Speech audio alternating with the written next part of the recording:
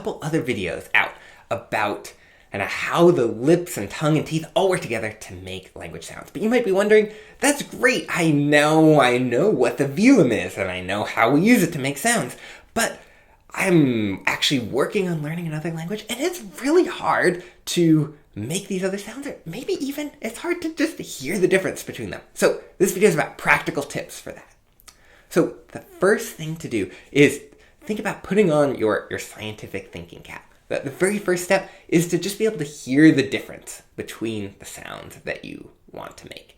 And so the way that I really like to approach this is find a patient speaker of the language who will just be able to take a few minutes with you and maybe do some things that are a little bit weird. Look for two words that are exactly the same or as similar as possible. It's best if you can get ones that are exactly the same except for the particular sound that you're interested in. So if you were learning English and you were having trouble hearing between between P and B, you might choose the sounds pat and bat, or peach and beach. You can, if you're having trouble finding sounds yourself, ask some speakers of the language to help you. Find a pair or a couple pairs of sounds that are almost the same, that have just one sound different. Those are called minimal pairs, by the way. And then have the speaker say them back to back and see if you can hear the difference. Once you feel like you're starting to hear some of the differences, then you can play a little game where they say one and then you pick which sound it is. Now, there's some sounds in other languages that are really hard for people who didn't grow up speaking that language to hear, like to be able to perceive the difference between. So don't be discouraged if there's sounds like that in the language that you want to learn. First of all, don't give up. It takes some practice and you can get better.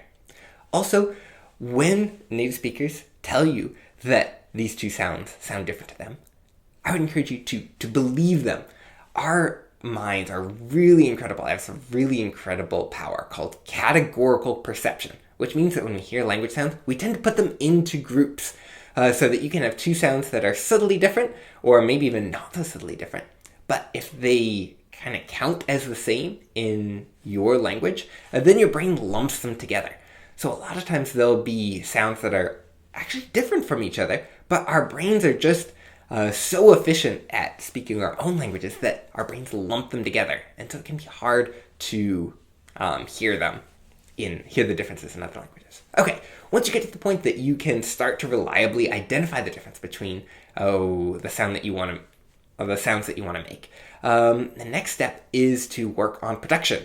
Practice saying it yourself. And so we're going to do the same thing. You sit down with your native speaker, play the game. Now the roles are reversed. So you're going to pick a sound, either pat or bat. You're going to pick one of those words from your minimal pairs. You're going to say it, and then the native speaker that you're working with is going to guess which one you said. And that's going to be feedback for you so that you can experiment with saying things in different ways and see, okay, which pronunciations are going to make it so that speakers of this language can understand what I'm saying. So if you're working hard on learning these sounds, and sometimes you get sounds that are just really hard that might take some time to master. So if you can't pronounce a sound, or we'll say you can't pronounce a sound yet, what do you do then? So here's what I encourage you to do. Look for kind of some replacements. Like, what other sounds can you put in there that would be really similar? And look especially at what do speakers of this language do. So maybe think about other regional varieties or other dialects of the language. Are there places where if there's a sound that's hard for you, does it get ever replaced by another sound by certain speakers or in certain contexts?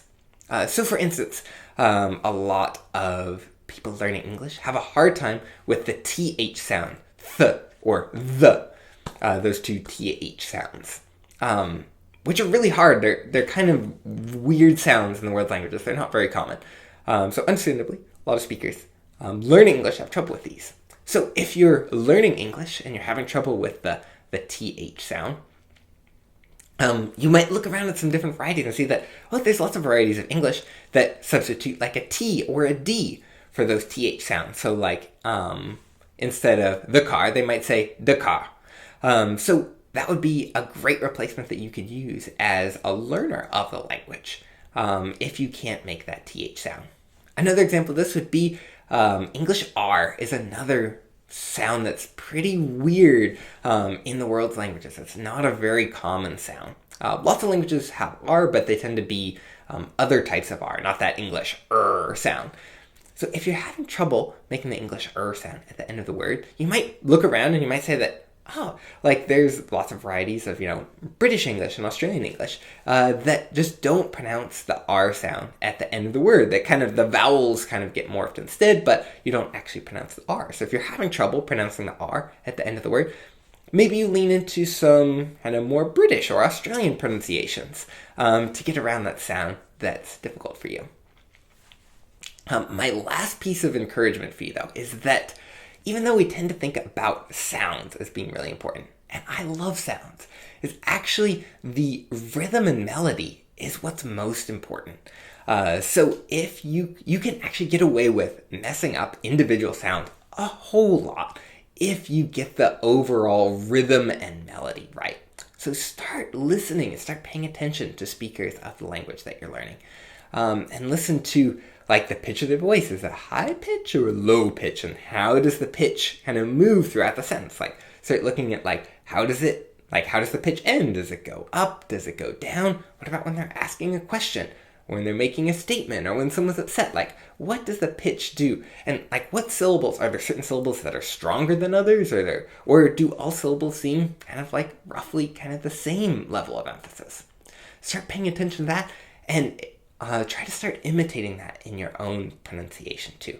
Know that if you can get the rhythm right, you can get away with a lot of individual sounds that you might not be able to pronounce yet, and that you'll still be able to be heard and understood.